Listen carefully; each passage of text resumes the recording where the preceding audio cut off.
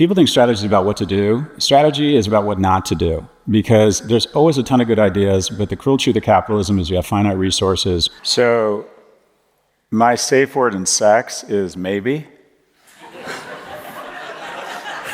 That's a very poignant start into the conversation. Markets will always trump individual performance. You can be the most talented person in the world and go broke. You can be an idiot and get rich. I love consulting, except for the clients and the employees. Other than that, it's awesome. You know how everyone says that, oh, I don't listen to the critics? The critics bum me out. When people say mean things about me online, it rattles me. If you spend enough time on social media, you will literally go crazy, and you'll start not liking yourself, you'll start hating your neighbors, you'll feel bad about your country. One of the best things you can do right now in academia and in politics and in business is you can fucking leave. Leave. Make room for younger people. I love spending money. I'm wealthy. I have a great time with it. I give a lot of money away, and I'm just super fucking happy. I don't need to be a billionaire. No reason to be a billionaire. Cheers. Cheers.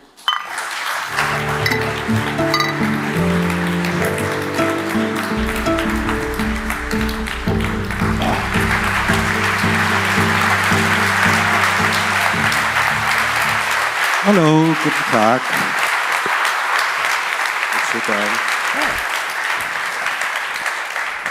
Hallo und herzlich willkommen zu Alles gesagt. Welcome to Alles gesagt. The never-ending podcast of Die Zeit. We're here in Hamburg today because probably the biggest marketing festival Of the planet. is happening in Hamburg right now. It's the time where all Hamburgers realize, oh, it's OMR, I'm not getting a cab anymore. But there's thousands and thousands of people in Hamburg here, and we are very happy to be having our guest, who's one of the top speakers of the conference, on stage in this beautiful old Leishalle. Welcome to the old Bundesrepublik, straight from OMR. Our guest today is a best-selling author, an academic, entrepreneur and investor, the speaker, podcast host, a multimillionaire, and he's probably the most popular public intellectual in the world of tech, and definitely the first one who did a cameo voiceover in the TV show The White Lotus. He's also known as Professor G. Welcome to the show, Scott Galloway. Thank you. Thank you. Thanks. Thank you. Thanks. I'm absolutely sure that you have no idea what we are doing here. So None. It's an infinite podcast. So you decide when this podcast ends. Okay. So you just choose a stop word, a safe word, whatever you want to call it. And if you say that word for the second time, the recording stops. Okay.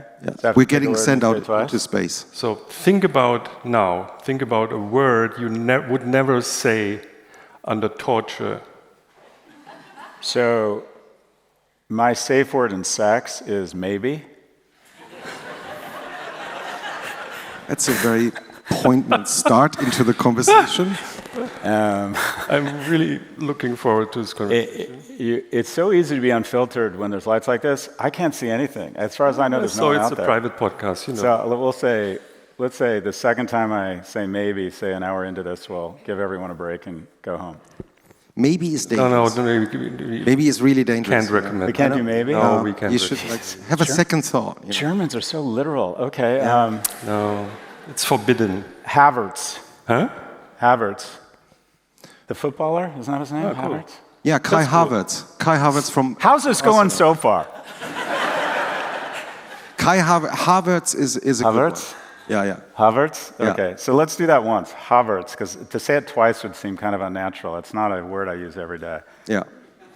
I want to ask you about... By the way, I'm going to the first game, Germany versus, I think it's Ecuador at the MetLife Stadium. I take my sons to... Did you invite yourself at the big stage? Did I invite myself? Go there? Yeah, you talked about you will be there and you want to be there. Oh yeah, I love World Cup. That's my only hobby. I have no hobbies other than World Cup. Once every 4 years, I engage in my hobby. That's it. This, by the way, is the Shit, Havertz. Harvard. Now you're joking, yeah. But the tickets for the World Cup they're so expensive. I've been reading that Europeans and people from outside of America, probably a lot of people won't be going for the first weeks, right? I haven't heard, so I sneak in. I every year, this is a story of privilege, I speak to the board of AB InBev and tell them about drinking. And they like to bring me because I talk about how much I drink, and then they take me to World Cup. So I don't, but I've heard it's very expensive. I personally don't think it's a great idea to have it in 3 nations. I think I went to Russia, I went to Qatar. I think one of the wonderful things about World Cup is you get to know a country. So I don't think it's a great idea to do it in 3 countries, but also the US is very unpopular right now, so it'll be an interesting World Cup. And I think I think they're pricing the tickets too high, but I don't. Look, FIFA is arguably one of the most corrupt organizations in the world. I love World Cup, I hate FIFA. All that bullshit, giving a medal to the president, Jesus Christ. But they even invented the medal for him, no? Didn't exist before. The medal didn't exist before, right? It's almost enough to not make me go to the World Cup, but I love the game, and I was so fortunate I got to go to the final of the last one, which I thought was the greatest match in history. People ask me, what's the best thing about the UK? And I have an easier time talking about the things I don't like about something. But the best thing is, the schools are good. It's a nice place for kids. My kids take the tube to and from school. It feels really nice. I started having real anxiety in the US because of all the shootings at schools, that I was going to wake up and see a picture of my kid's high school on the TV. So that was like a nice exhale to move to London for a bit. Was that the reason why you moved to London with your family? Well, the honest answer is, around big decisions, I'm an influencer, not a decision maker. I get to pick the movies and investments. My wife gets to pick everything else. So she decided we were moving to Europe, so I just nodded. But the schools are great. Premier League is amazing. I think that's one of the highlights. I've gotten really into football. So that's been a real highlight. And also proximity to the continent. It took me an hour to get here. I mean, that's amazing. And you're even already saying soccer, you're saying football, not soccer. Yeah. I'm culturally adapting. Yeah. So Jochen has the honor of introducing you with a few words. That hasn't happened yet? No. It was just a short... Everybody knows who I am. I mean, let's get on with it. It's an infinite podcast. Okay. This is the Howard Stern of the MBA set. I really like that, of the New York Times. He's been called a progressive Jordan Peterson. I also like that. Okay. The golden gecko with a social conscience, Guardian. And insufferable numbskull by Elon Musk. We love that. Yeah. Is it still in your bio, in the Twitter bio or X bio? He's said critical things about me several times, which is fine. I've said critical things about him, but I'm not on Twitter. I find the most accretive or beneficial thing I've ever done for my mental health in a 5-minute period was to log off of Twitter. I haven't been on Twitter in 5 years. I just found it, I think it's literally, for lack of a better term, I would describe it as a Nazi porn bar full of crazy people trying to make other people join them in their craziness. I think it's just so ugly and weird. And in my business, you have to be in social media, but if you spend enough time on social media, you will literally go crazy, and you'll start not liking yourself, you'll start hating your neighbors, you'll feel bad about your country. So I do it reluctantly, but I realize how powerful it is. But Twitter, to me, is especially toxic, and so I haven't been on it in 5 years. Do you have a special social media diet? Pardon? Do you have a diet? A diet, yeah. I like LinkedIn because it's more civil, because I'm convinced everyone's thinking maybe this person will hire me at some point, so they're not mean. I think actually Instagram I like visualizations. I think YouTube is kinder. I like the ones that people are less likely to, you know how everyone says that, oh, I don't listen to the critics? The critics bum me out. When people say mean things about me online, it rattles me. It really upsets me. And and you'd like to think you get used to it. And by the way, a lot of it's deserved. I say a lot of stupid things on a regular basis. And like a third of social media is really healthy. Checking power. I think that's a really healthy thing. This makes no sense. What you said here is wrong. That's fine.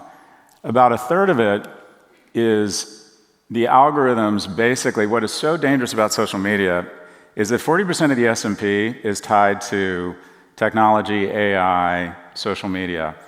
And social media has figured out that there's something that sells better. I'm a marketing professor. From 1945 to the introduction of Google in 1997, we thought that the ultimate selling tool was sex. Wear this watch and you're more likely to have a random sexual experience, right? So the pantarai? Everything was kind of around, if you engage in any high margin product, it's doing one of two things. It's making you feel closer to God, or it's making the likelihood of a random sexual experience greater. When I see the slope on the back of a 911, I think it's so beautiful that it kind of arrests me, and it takes me back to previous generations where the most beautiful art and artisans were in places of God, right? The most beautiful things in the world, music, robes, candles, smells, were in largely places of worship. So when you see the mesh on a Bottega Veneta bag, it just kind of arrests you and stops you, and you think, I feel closer to God. Or, see above Porsche, I'm more likely to find someone to have sex with me. So these things are, sex has been, we thought was sex sells. And then the algorithms, once they were deployed on us, found out something sells better than sex. It's rage. The dopamine in the head actually explodes more around anger and frustration and rage. So what you have is the algorithms. If I go on Instagram or Threads and I say mRNA vaccines alter your DNA, which there's no evidence of. I think vaccines are arguably the greatest innovation in history. But if I say something controversial like that, the comments start filling up and people start insulting each other and more comments, and you keep going back to see what someone said about your comment. And so in every additional comment is another Nissan ad, more shareholder value. So the algorithms purposely elevate incendiary content. And the result is, especially in America, but also across the West, we've decided that our enemy isn't Russian troops pouring over the border in Ukraine. We've decided our enemy is our neighbor who has different political beliefs than us. And I believe, and I know this sounds paranoid, but it doesn't mean I'm wrong, and this gets to the other third of what I think most social media activity is. If I were the CCP or the GRU, and I couldn't beat the West kinetically, NATO's a superior army to the Russian army. I couldn't beat them economically. The Russian army is smaller, or the Russian GDP is smaller than Spain. What do? I get them to hate each other. I atomize them. And so I believe they use these algorithms which promote incendiary divisive content, they fuel it, and they deploy tens of millions of bots to start fights. Remember when you were in elementary school and two kids might have words and everyone surround them and go, fight, fight, fight. Take that times a billion. That's what's happening every day on our platforms. And we don't even know what's happening to us. We don't even realize it. So about a third of the pushback I get is warranted, thoughtful pushback because I say something that's wrong or people have a different opinion. A third of it is angry people who are getting out their anger and trying to find money in... if I write a bestseller, I know the next day or within a week, there's going to be a ton of TikToks that say, why Scott Galloway is full of shit. Because if you take a best-selling author and say full of shit, the algorithm goes wham, and that person will make another $70, $100, $400. No matter. So you could go down the bestsellers list, and all of them, if you just type in the name of the author and full of shit, you're going to see thousands of TikToks. So that's not especially healthy. And then again, the last third, I think is fake accounts that are purposely dividing the West, getting us to hate each other, getting us to fight, quote unquote, the enemy within, instead of real issues like income inequality, climate change, or murderous autocrat invading Europe. I mean, the list goes on. And yet in America, people think the biggest threat to them is their neighbor that has different political beliefs. And so I think that CCP and the GRU would be stupid not to be doing this. We have a division in the US called PsyOps that does the same thing, that tries to promote American values and erode values of other nations and foreign using media. We used to be the best at it, now we're the worst at it. And unfortunately, because these platforms are so powerful and have weaponized government with money, there's no laws. But the most vile, crazy things that I just want to get back in their face and start an argument, it'll say dog mom 112 and it has 3 followers. That's not a human. And so the question is, who has a vested interest in just getting us to hate each other? I think when we look back on this era, we are just going to be in disbelief that we let this happen to us. And I can sort of modulate it. The even bigger disappointment will be, we'll think, how did we let this happen to our kids? How did we let these platforms convince a 15-year-old girl to sexualize herself? How did we convince a 17-year-old boy that immigrants have taken his job? How did we convince a 22-year-old boy that his romantic problems, his inability to find a date, which by the way is called being a young man, is women's fault, that women are the problem? And so it's created all of this really incendiary, awful, divisive content because it is linked to shareholder value. There are quite a few governments in Europe, also in Australia, who are trying to stop social media, especially for younger people, children, teenagers. Are they on the right path? 100%. My colleague Jonathan Haidt wrote the best-selling book of any academic ever, we're all very jealous of him, called The Anxious Generation. And entire nations are banning phones in school, largely because of Jonathan's work. Yeah. And in the US, there's this theory, I forget what it's called, but every generation has gotten smarter than the previous generation. Why? Because intellect is actually quite attractive. So a brief history of mating. Men want to spread their seed to the 4 corners of the earth. We're very promiscuous. If there was alcohol in this room, 90% of the men would sleep with 90% of the women. Almost all of the women would sleep with none of the men. Is that scientific proven, or is that a theory by... Trust me on this one. And then women put up a much finer filter to select the strongest, smartest, and fastest seed.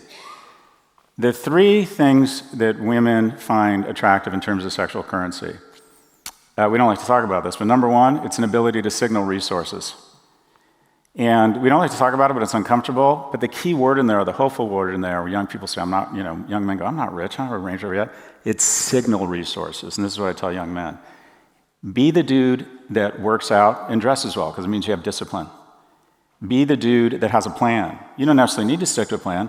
Be the dude that goes home at midnight and doesn't party because you got shit to do in the morning. You're trying to make something of yourself. Have a plan. Signal resources, right? Because women instinctively believe that at some point, because of gestation, they will be vulnerable and they need someone who can protect them. The number 2 is intellect. And the fastest way to communicate intellect is humor. And I jokingly say this is my interpretation of a woman. I'm laughing, I'm naked. I think, by the way, if that offends you, it's going to get much worse. I believe if you can make a woman laugh, she will have a coffee with you. And then the third thing, and this is what young men miss, they get resources, they get be smart, but what they miss, the third most powerful means of attracting a woman as a mate is the secret weapon, because not a lot of men figure this out, it's kindness. And that is, women believe that they, again, might be vulnerable and they want someone who is good to people without any reciprocal expectation, has good manners, is nice to their parents. But those are, I have no idea how we got here. What were you asking? That was what I was just about to ask you. I mean, we were talking about governments and social media, and a few moments ago, Jochen was trying to start to talk about your biography.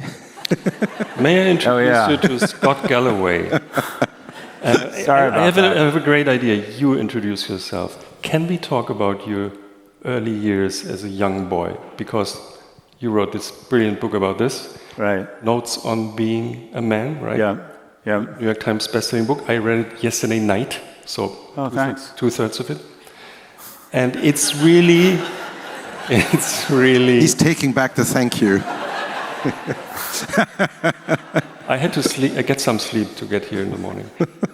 It's really wonderful how you describe your early years and this living near the sea, and then your father disappeared. Can you elaborate on this a little bit? Yeah, look, I think a lot of us, I describe my upbringing as remarkably unremarkable. It wasn't especially good, it wasn't especially bad. And I think my upbringing is more indicative of most people's.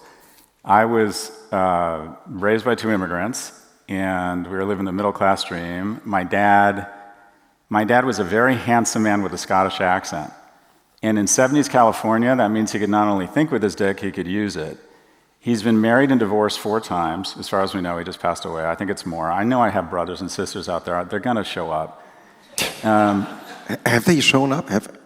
But he started his 3rd marriage when he was married to my mom, and moved to Ohio. So basically, my mom raised me. My mom, secretary. We didn't have a lot of money.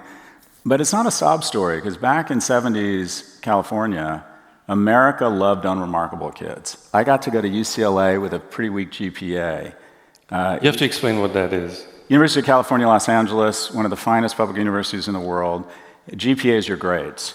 So I had average to slightly above average grades in high school. I didn't do well on what's the equivalent of the IB, the ACT. I scored in like the 70th percentile. And UCLA at the time, one of the finest universities in the world, had a 74% admissions rate, which means 3 out of 4 people who applied got in. By the way, this year it's going to be 9%. I didn't get in. I was one of the 26% that didn't get in. So my dad got me a job installing shelving. And I was installing shelving literally in a construction site all day, and I came home, I was living with my mother, I broke down. I thought I wanted to be a doctor. I wanted to be a pediatrician at that time. And I said, this is it, this is my future. And she said, well, is there anything you can do? And we found out I appealed, and I remember I got a call from the admissions department, and he said, you're not qualified, but you're a native son of California, we're going to give you a shot. And I graduated from UCLA with 2.27 GPA, which is almost as bad. I spent the majority of my college years smoking pot and watching Planet of the Apes movies over and over and over again. And talk about a different time. With a terrible GPA, Berkeley, also one of the finest schools in the world, let me into graduate school with a 2.27 GPA. So I got Pell Grants, I got assisted lunch. My mother terminated a pregnancy when I was a senior in high school. I talk very openly about that. Had she not had access to bodily autonomy, I think we would have been impoverished if she'd been forced to carry a child to term.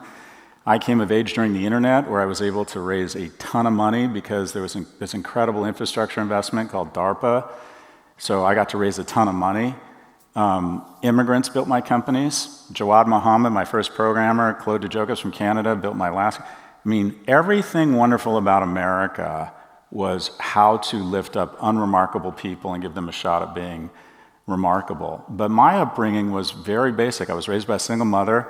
The other unusual thing about my upbringing is, you know how sometimes in TV shows they have a guy and you find out he has an entirely other family? Like he's married with kids, living this life, and then you find out he's got another family? And you're like, whoa, right? That's a big storyline. But the story's never about the other family. I was that other family. My mom was in a relationship with a married man who was very successful, living in Arizona, and he used to come spend weekends with us. And that was my father figure, was a guy who had a wife and kids that was his first family. So my upbringing was a little unusual, but it wasn't a sob story. Like I always say, back in the 70s and 80s, America loved unremarkable children, and that's what worries me now about America, is it feels like we've evolved to trying to find.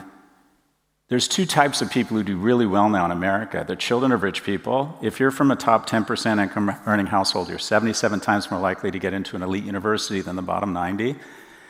Or the freakishly remarkable. There's all these stories. Most of us are not freakishly remarkable at 18. I can prove to all of us that 99% of our children are not on the 1%.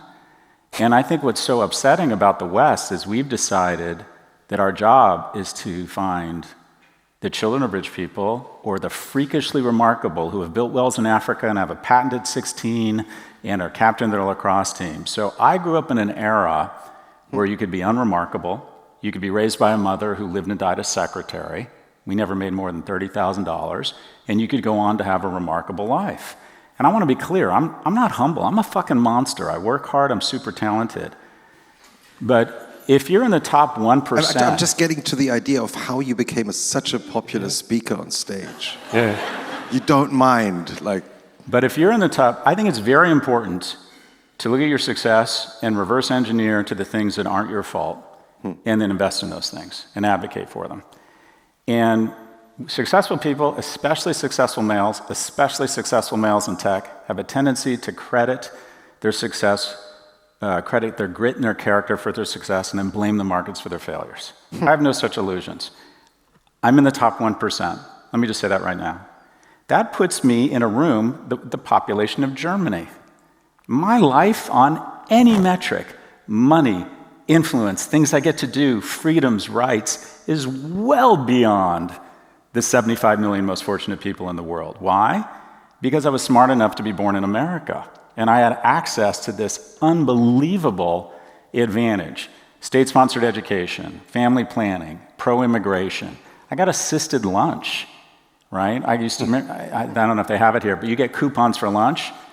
And California was so wonderful, the taxpayers would send the coupons to my house so I wouldn't be embarrassed. They wouldn't pass out coupons to the poor kids, right?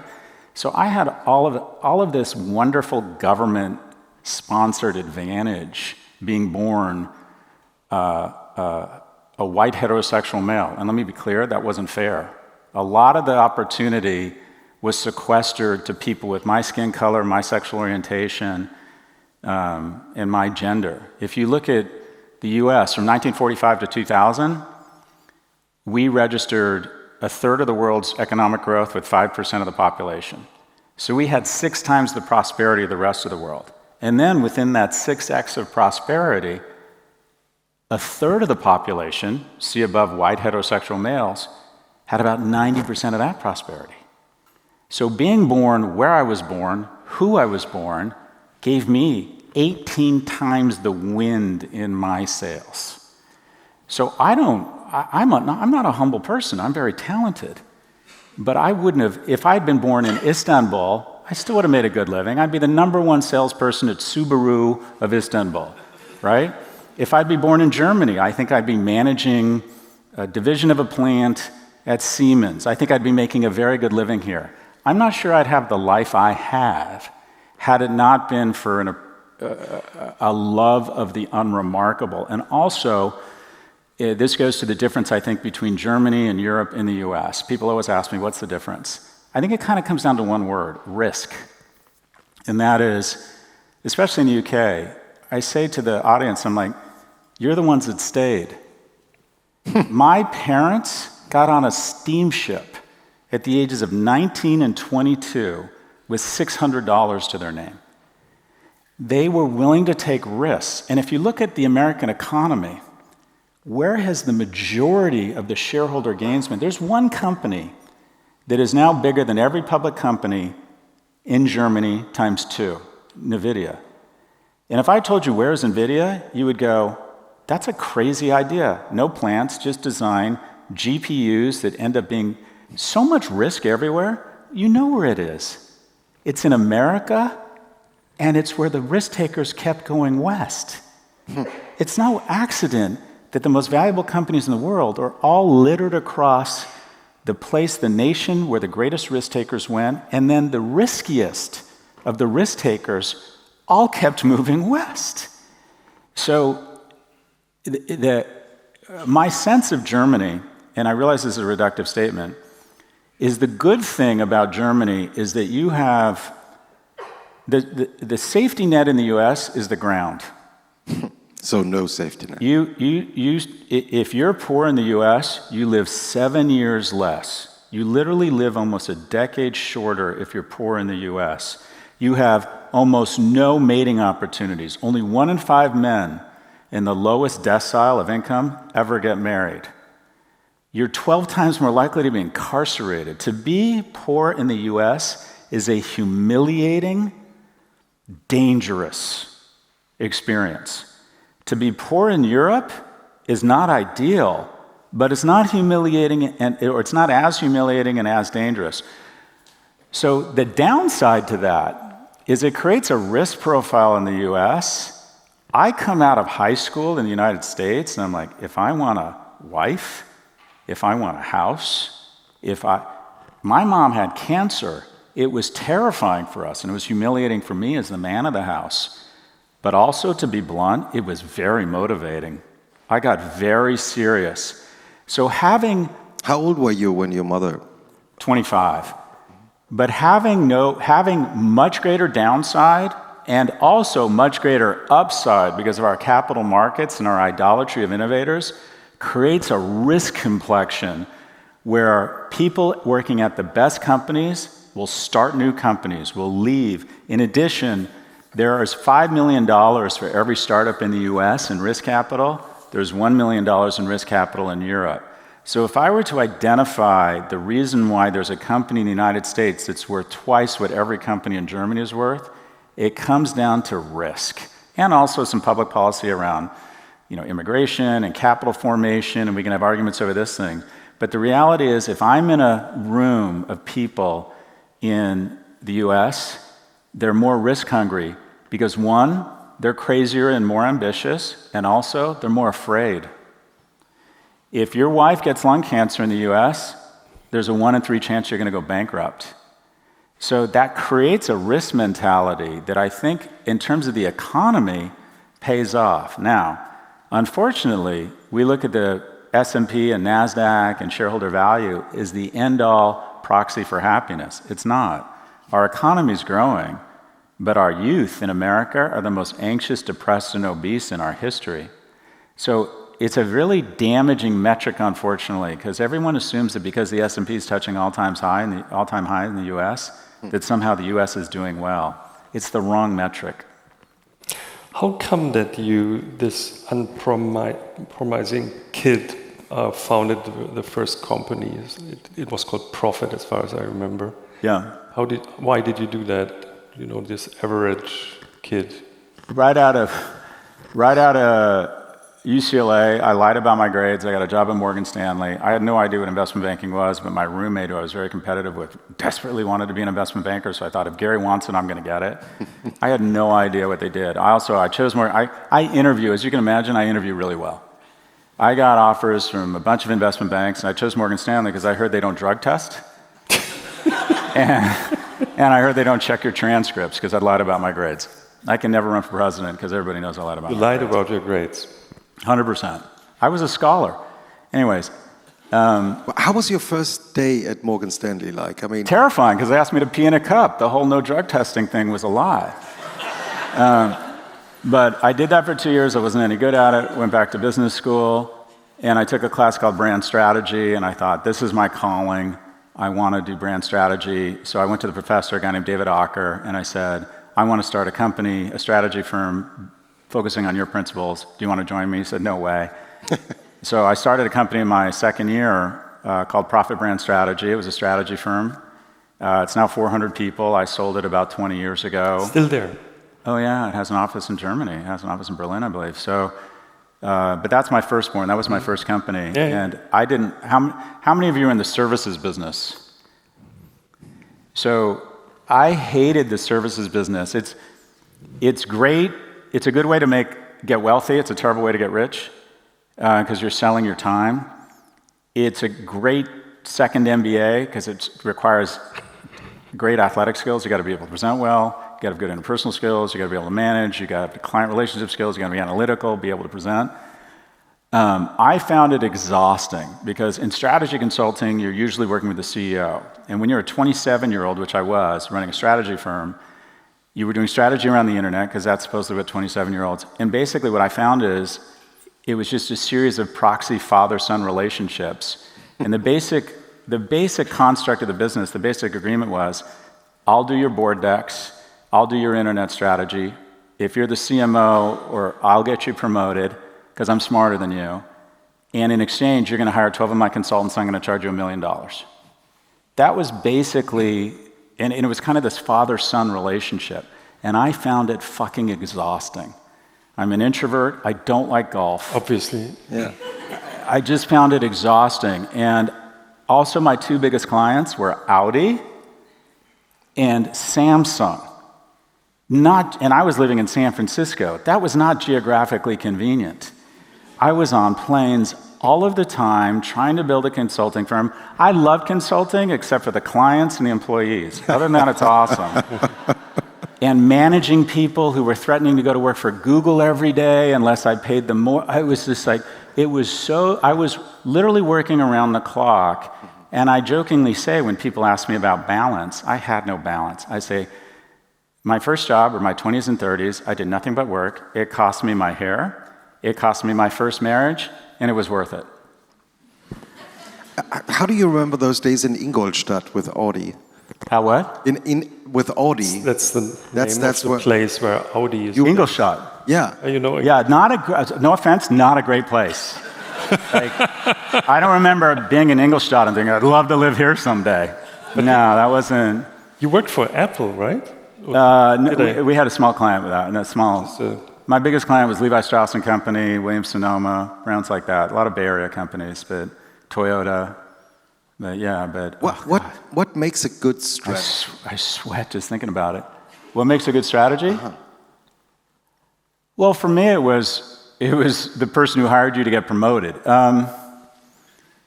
What makes a good strategy? Look, strategy is just making good decisions. It's just looking at your assets, looking at the market, and trying to develop a series of actions that cut the two together or mesh the two together. I think of it as just making really good decisions. And the hardest part about strategy, and what strategy consultants mostly mix, and when I do scenario planning, people think strategy is about what to do. Strategy is about what not to do. Because there's always a ton of good ideas, but the cruel truth of capitalism is you have finite resources. So I think Apple, for example, is strategically the strongest company in the world, and they don't get credit for it. Why? Because they don't do a lot of things. When they were developing a car, that makes all sorts of sense. When it wasn't hitting milestones, they pulled the plug on it. They acquire very few companies. They did not get into the search wars. They said, no, that's too expensive, so we're going to just sequester our billion most valuable consumers and auction it off to the highest bidder and get a $20 billion licensing fee to be the default search engine for Google, of which 19.8 billion probably dropped to the bottom line. There's been a lot of predictions about them acquiring a big AI company. They're getting a lot of criticism about not getting into AI. I think they're geniuses.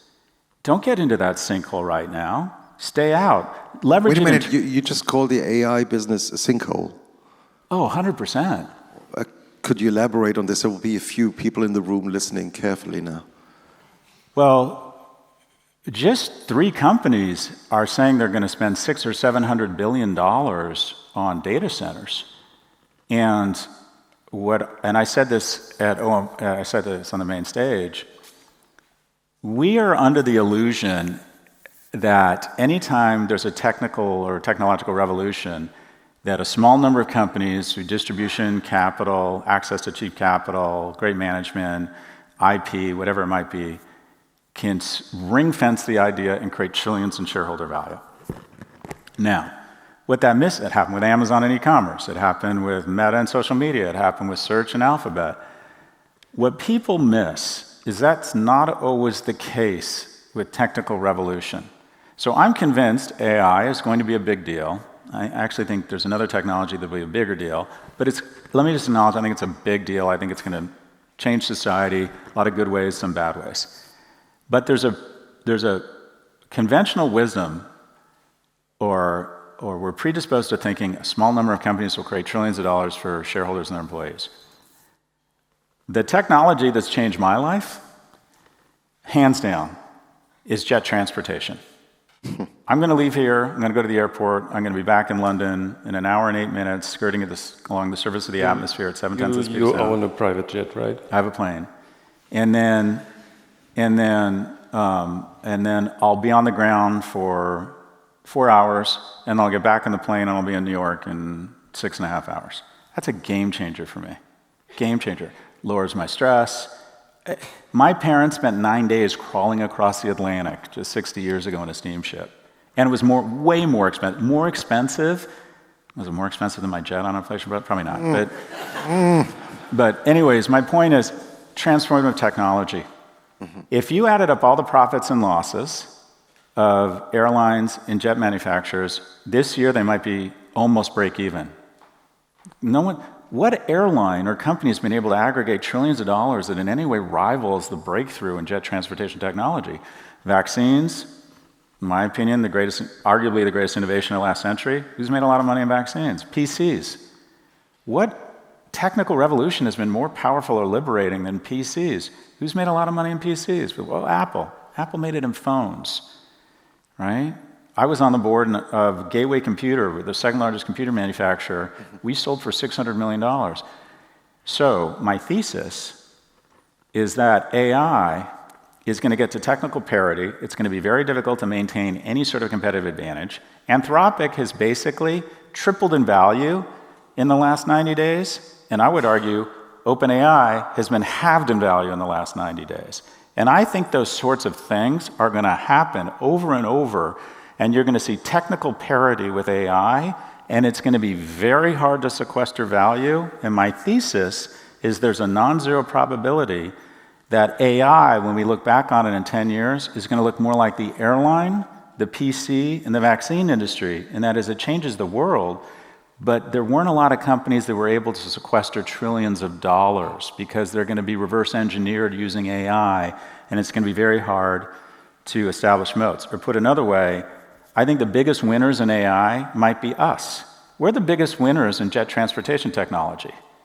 It's pretty cheap to get across the Atlantic. If you book 30 days ahead, I mean, to get across the US just 100 years ago, people would get stuck in the Rockies and start having to eat their nephew. I mean, it was pretty ugly.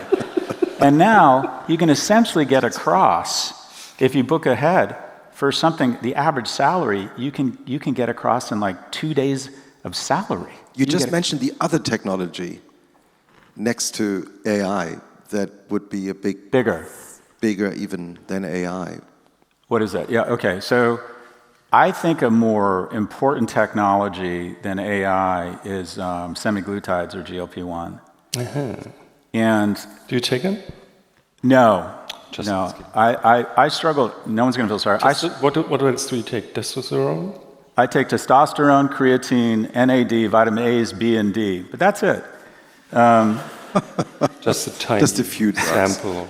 Yeah, I'm 103. So no, I'm very into health and trying to optimize for that kind of stuff. Anyways, but I think that, and I have trouble. No one feels sorry. I have trouble keeping weight on, so semaglutides aren't for me. But anyway, if you look at America, 70% of America is obese or overweight. And we lie to these people. And we romanticize it. There's a lot of money in obesity.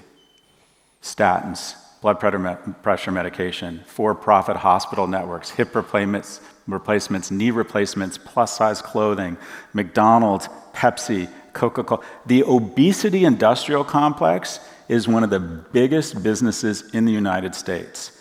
So we lie to people. We say, you're not obese, you're finding your truth, and you're sexy. No, you're finding a ventilator. It's incredibly unhealthy. And you are more likely to be depressed, and you are more likely to die a slow death that is very expensive. Right? 40% of America is obese. It's 4% in Japan. And I'm advising a lot of presidential candidates on the Democratic side, and I'm like, if you wanted to reduce the deficit, put out an RFP for 1 billion doses of a GLP-1 drug and give it to every household where there's someone obese that's making less than $70,000 a year. That is, if we spend $4 trillion a year on healthcare, and I would bet 50% of it is obesity related. And anybody here who is on AI every day and loves it, and it's helping them be more productive, and is also on a GLP-1, I believe if you ask them what's having a bigger impact on your life, the vast majority of them would say it's a GLP-1. GLP-1 is scaffolding on our instincts. So this is effectively what happened. When we came off the savannah, there was an absence of salty, sugary, and fatty foods. There was an absence of free, safe play to have fun. There was an absence of mating opportunities. Only 40% of men have reproduced throughout history, 80% of women. So when institutional production ramped up these things, our brain doesn't switch off. So when we get salty, sugary, and fatty food in front of us, we're told, don't stop eating. It's like, you know when you feed your dog, dogs are food obsessed? They're like, I don't know what I'm going to eat again. Your dog's literally eating like, I don't know if I'm ever going to get to eat again. We get addicted to fatty food. We get addicted to gambling. We get addicted to porn. Our instincts have not caught up to institutional production. GLP-1 puts scaffolding on our instincts and says, you don't need to eat anymore. That's enough. You're going to be fine. You're going to survive till tomorrow morning. Stop eating. Stop biting your nails. Stop gambling. They're giving it to kids. They're microdosing GLP-1 to kids who are addicted to affirmation and are on social media for 5 or 7 hours. So I think this is an enormous breakthrough. Will it create the shareholder value of AI? I don't know, but I think it's going to have a bigger impact on society, potentially, than AI. If you compare this to your early days as a founder, and you see these valuations these days, like you're a real founder if you have 1 billion valuation or 5 billion valuation, this is crazy, isn't it? Compared to the early days, you were proud with a 10 million ticket or something like that. It's hard to wrap your head around. I sold Profit when I was 33 for $30 million, and I thought I died and gone to heaven. That was so much money for me. And then I got divorced, that went away. And then I was in 1999, I've been wealthy 3 times, which means I've lost it twice. And in 99, I remember I was in San Francisco starting internet companies, very full of myself. And Bombardier, this company that manufactures jets, flew us to this airfield, and they said, we'll take stock in a private company. And I was starting a company called Red Envelope. My stake at that point was worth $200 or $300 million. It was about presents. Presents, gifts, thank you, yeah. Online. Really early last-minute gifts online. Very good, very good. Stuff, yeah. Where were you guys when I needed you? Anyway. And it was a bunch of 30-something-year-old guys. We all looked and smelled and felt the same, all graduates of Stanford or Berkeley. And we were on this airfield picking out planes. I'm going to take that one. No, you get that one. And even with the lack of self-awareness I had, I remember thinking, this is off. This feels weird. We're talented, we're not this talented. And within about 4 months, the cosmos agreed with me.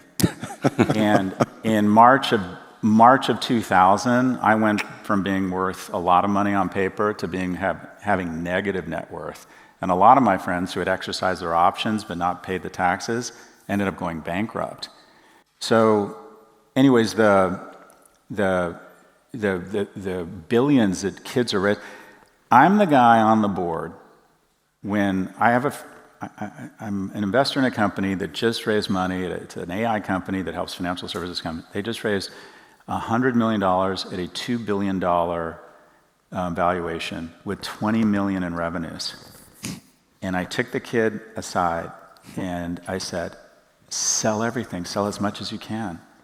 He's this lovely young man, he's 31, just had his first kid, he has 13% of the company. I'm like, you don't understand, this could be 0. And of course, everyone else on the board and the VCs are like, no, don't sell, be in it to win it. I'm like, they're not going to pay your mortgage. They're not going to take care of your parents. Sell it all. Did you see yourself in him? Yeah, because I fucked up. I didn't sell anything. I bought into this notion that Mark Zuckerberg pushed back the paper offering $30 billion. Steve Ballmer, when he met with his financial advisors, they said, sell Microsoft stock. He said, how much money can I borrow against my stock? And he bought more Microsoft stock. I'm like, that's what entrepreneurs do, right? That's how he behaved on stage, right? The Tarzan. They go all in. That is so stupid. You want to feel anxiety? I went broke then, crawled my way back to financial security again in 2007, finally had money again, all in tech, not diversified again, all in tech, we're going to the moon, levered up, margin, buying more and more stock in tech companies. 2008 comes, and wham, I'm broke again. And that was about the time my oldest son had the poor judgment to come marching out of my girlfriend. And I remember, you're supposed to, all the life insurance commercials tell you that when you have your first kid, it's supposed to be angels singing and bright lights. I was so terrified and ashamed that I had fucked up so badly again. And then all of a sudden I was responsible for another person.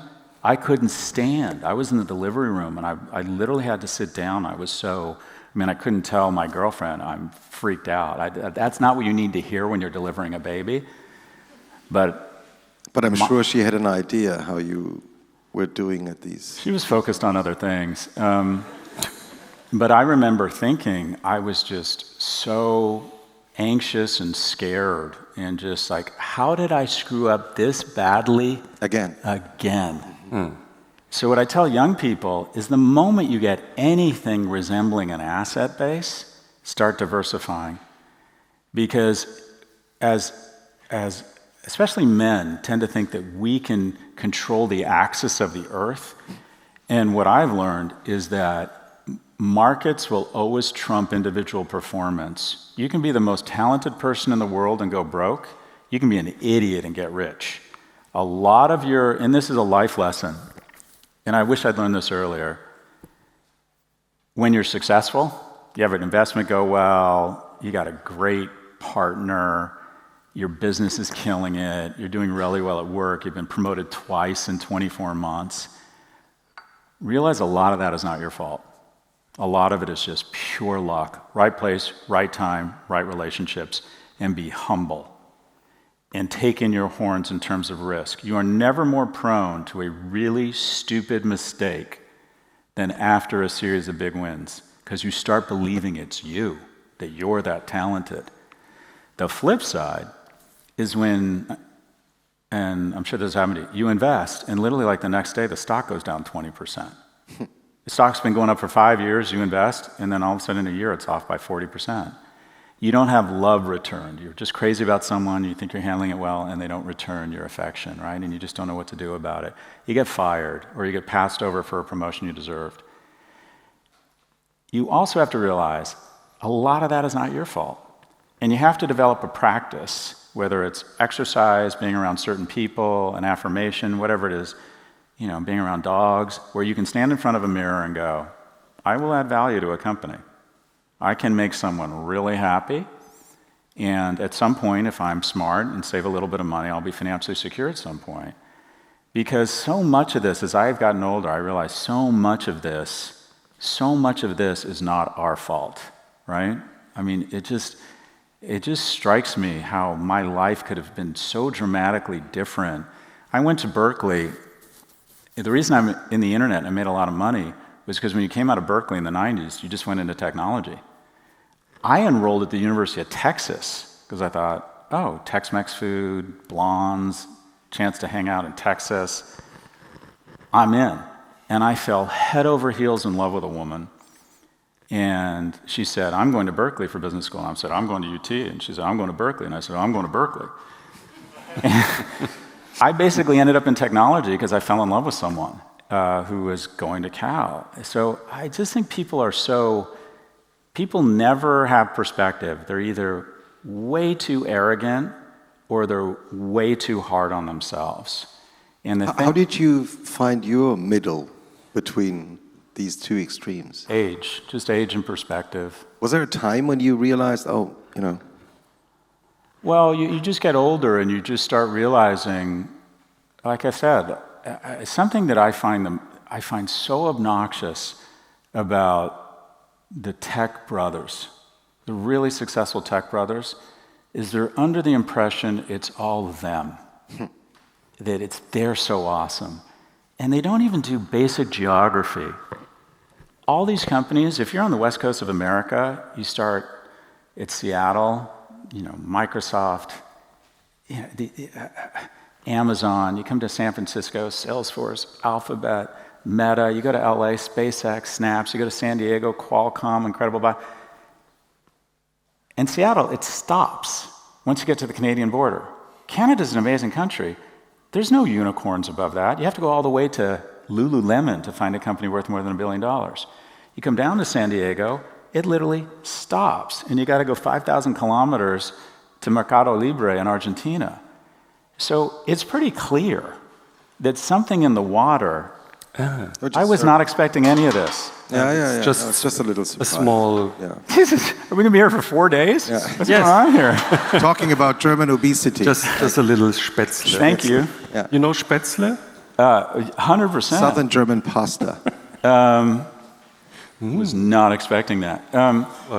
We have 2 bottles of beer. I'm totally down for that. So But these guys don't recognize, and they're also the first people, they're the first. There's more coming. Wow, we're going to be here a while. Things are looking up. So these guys don't realize just how lucky they are, in my opinion, to be in America. I think we're fine now with this. I mean, just for the moment, we'll be fine. Yeah. Let's talk about drinking. Yeah. Beer. All right. So German beer. Do you like drinking? Beer? Do you really drink that much? So it's a running gag. I track everything. I drink between 8 and 12 drinks a week, which is too much. It means I'm drinking about 2.5 bottles of Maker's Mark a month. I'm very optimized for health, and I do all this AI stuff. I test my blood, where they send it to Norway, where a bunch of elves look at it, and I don't know what they do. Norway. I'm super into health, and all the information comes back the same thing: drink less. But I'm like I believe like Winston Churchill. I think I've got more out of alcohol than alcohol's gotten out of me. And I think one of the worst things to happen to young people is the anti-alcohol movement. And I want to be clear: if you have addiction in your life, if any abuse of any substance is getting in the way of your life, don't drink. I think everyone should do a survey of their addictions on a regular basis. I think we're all addicts. It's just, what are you addicted to? Addiction is a function of survival and instincts. Everyone has a certain amount of addiction, pre-wired from thousands of years ago. I'm addicted. I could actually give up alcohol. I just love it so much. I've done the return on it. I'm a much better version of me, a little bit fucked up. I'm nicer. I'm friendlier. I'm much better on a date. Every relationship I've had has come from the confidence of having a little bit to drink. My best moments with my friends have been not a function of alcohol, but alcohol's been involved. But I want to be clear, it ruins people's lives, and you need to be focused on it. I'll go back. My addictions, I'm addicted to 2 things. I'm addicted to the affirmation of strangers. I care too much what you think. Makes no fucking sense. In 30 years, you're all going to be dead. I'm going to be dead. It just really doesn't matter what you think. It really doesn't matter. And yet, if you go on social media and say, this guy's arrogant, drops too many F-bombs, he's an example of everything that's wrong with America, I won't be in my head tonight with my kids. That's an addiction, right? I care too much about the affirmation of strangers, and it gets in the way of my relationships with people who love me, right? The second thing I'm addicted to is money. I'm done. I've been done for 10 years, and I know all the studies. More money isn't going to make me any happier. I can't stop thinking about money. I can't stop wanting to make more. Now, I have a practice. I either spend it or I give it away. Every dollar above my number now, I either spend it or give it away. What's your number? Sorry? What's your number now? You want my number? The net worth. The net worth. How much money do you have? You talk about this, so yeah. All right. So I've said it before. This is my number. Bavarian. This is really good Bavarian beer, Augustina Helles, and this Swabian. is from my region in Baden-Württemberg. Yeah. Very good, and German beer is redundant. It's not. I decided. So I spend money like I'm a 50s gangster diagnosed with ass cancer. I love spending money. I think it's good for the economy. I think in a capitalist society, you can have so much fun with money. And if you're blessed to have it, I can't stand people who have money and don't spend it. Makes no sense to me. No sense. I have a plane, I go to Aspen, I'll go to F1 next weekend, I'll buy the most amazing seats. If I'm in Aspen and my friends can't get there, I send the plane for them. Scott, what's your burn rate and how much money? I spend $400,000 a month, which means I need $150 million so I never have to work again. I hit that number 10 years ago. And this is what happened to me 10 years ago. Cheers to that. By the way,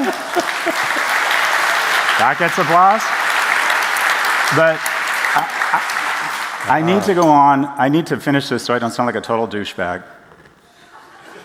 When I hit that number 10 years ago, I took I took 25 million and I started raising a private equity fund that was going to be focused on consumer companies actually in Europe. I thought European companies were undervalued in the consumer space.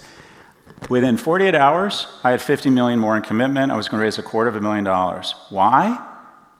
Because I really like the idea of Scott Galloway, billionaire. I just love the way that sounds. Love the way that sounds. And then something happened to me. I had just turned 50 or 48. And this happens in your 50s. You all look pretty young. The weirdest shit happens in your 50s, and that is one or two of your friends dies that's not supposed to. Like weird genetic time bombs happen in the 50s. My roommate, leukemia, out of nowhere, little bump on his head, fine, pills, chemo, gone. I'm gonna be okay. Another friend, excuse me, pancreatic cancer. And I have this blessing, I have this blessing, and that is atheism. I believe I'm going to look into my son's eyes at some point and know our relationship is coming to an end. And so I did some research, and I thought, okay, it's going to be over fast. And one of my intellectual role models is a guy named Daniel Kahneman. And he does a lot of research on money and happiness. And I'm like, I want to optimize for happiness. I just want to be really happy. And what he said is, once you get to a certain point, incremental money, no happiness. Now, it's a lot of money to get to that point where you're totally economically secure, to be totally bulletproof and do whatever you want. But above that, no incremental happiness. Now, the myth is billionaires are less happy than millionaires. That's not true either. They're no more happier, but they're no less happier. So I called the investors back and I said, I'm returning the money. I'm going to teach. I'm going to write. I'm going to just do media. I'm going to just do stuff I really enjoy. And then I sat down with my partner and I said, okay, this is how much money we have. Every year we're going to meet with Goldman, who manages my money, and anything above 150, we're going to do one of two things. We're either going to spend it or we're going to give it away because we don't need it. And experiences make you happy. Right? Taking your wife to the Côte d'Azur, my wife right now is in Africa with her parents having an amazing time. Experiences make you very happy, as does giving. It's really fun. It makes me feel really masculine. People say, when you feel the most masculine? When I give money away. It makes me feel like a fucking baller. I don't give it away anonymously. I'm not that pure. I write checks and it makes me feel really strong. But above a certain amount of money, and this is a story of privilege. I want to be clear. I got very lucky. There's no reason anyone needs to be a billionaire. There's no reason. And that's why I'm a huge believer in the restoration of an incredibly progressive tax rate. Because once you make over, say, pick a big number, 10 million a year, no incremental happiness. But if we tax people who make over 10 million a year 50, 60, 80% a year, like we used to do in the 50s, 60s, and 70s, that incremental tax income to provide universal child care to thousands of households makes them much happier. So what do you want? You want a tax system that is the least taxing. And the reality is, above a certain amount of money, no happiness. So why wouldn't we be taxing incredible wealth at a much higher rate? I've become somewhat, I don't think that's socialist, but you're not going to get any happiness from it. So losing a couple friends changed my approach. I was on the hamster wheel. I want to be a billionaire. I'm going to get there. I'm going to do a private equity fund. I love spending money. I'm wealthy. I have a great time with it. I give a lot of money away, and I'm just super fucking happy. I don't need to be a billionaire. No reason to be a billionaire. Cheers.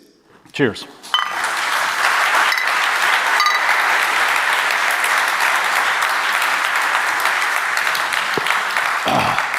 Wow, that's good. It's Bavarian beer. Augustina.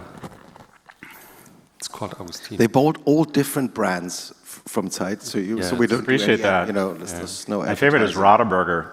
Before you became this saint, there was an interesting other phase in your life. You were part of an investment fund, buying 20% of the New York Times. Firebrand Partners, is that correct? Yeah. I think that's the first time I realized that you exist, because this was so crazy what you did there. You have to tell the story. Nobody knows. I'm not sure if you still remember Scott buying 20% with his fund of the New York Times and making Mr. Sulzberger crazy. It's just for media people, it's the story in your life. So tell us everything. So this was in between the first time I went broke and the second. You raised $1 billion and invested it. $600 million. From 2000 to 2008, I would find a company that I thought was undervalued. I'd go raise money from a hedge fund. I'd become the largest shareholder. I'd go on the board, and I would try and unlock value. That usually meant fire the CEO or do their internet strategy or, Mr. Nice Guy. I was actually I was on the board with a guy named Thomas Middelhoff at I remember that. Nice man, very handsome. I also remember him. I just remember he was very handsome. Yep. And then, is Thomas here? I haven't seen Thomas in 20 years. Anyway, so I would raise money, and I did it at a plus-size clothing retailer, turned $7 million into $11 million, and I got 10% of that. I'm like, wow, this is fun, this is easy. Did it at Gateway Computer, did it at a bunch of companies, like, this is easy. I'm like, I got to go after bigger fish. And I thought the New York Times needs to be in the digital age, got a bunch of assets it should own. So I raised $600 million, and I became the largest shareholder in the New York Times. And because the New York Times is such an iconic property, it became very public. And it was right before the '08 crash, so I managed to turn $600 million into 200 in about 90 days. That was a very stressful time. But yeah, basically I lost $400 million of other people's money. And I was on the board for 2 years. It was a good learning experience. I think the biggest takeaway was market dynamics will trump individual performance. By the way, the stock went from 18 to 2. I think it's at 55 now, but we sold out well before that. But typically, what I didn't know as a young man is when you go into a strange situation, just remember, you're not as smart as you think, and they're not as dumb as you'd hoped. And I always kind of came into these strange situations, guns blazing, telling them what to do. I was very arrogant. I really clashed with Arthur Sulzberger, who was the son and the part of the family and the publisher. I thought he was a silly rich kid that had terrible business judgment. He thought I was an arrogant, reckless jerk. And over the course of the next 24 months, we proved each other right. But it was a great learning experience. I have a lot of affection for journalism and the New York Times. I think it's a super valuable asset. I'm a big fan of journalism. I'm still very proud of the association, but I lost a lot of a hedge fund's money doing that. But you couldn't destroy the New York Times. They're really on top of US media today. Yeah, but people don't realize, and this is what I tell these kids about selling shares, young people don't realize what a recession feels like. We're jamming along. The New York Times, it's the New York Times. 80% of our revenue, or 90% was from advertising. We were doing about, call it, $200 million, $250 million a month in advertising. And then at '08, crash happens. It went from $200 million a month to 50 in 30 days. And you have debt. And you're either going to have to lay off half the staff. I mean, all of a sudden, I'm on board calls trying to figure out, what do we do? And you can hear the nervousness in the Sulzberger's voices go, are we about to be the cousins that lose this company? Because we had debt. And if we couldn't make those debt payments, they were going to bump them into bankruptcy and it was going to be sold to someone else. And we had to go find, I think it was $500 million in financing from Carlos Slim. Yes, I remember that. He was the wealthiest man in the world at the time. He was a Mexican billionaire who'd made his money in telco. But the New York Times had to go to Mexico to do it. And I'm convinced it's because the Sulzbergers were worried about, I got some billionaires lined up, but anyone I brought in was considered toxic.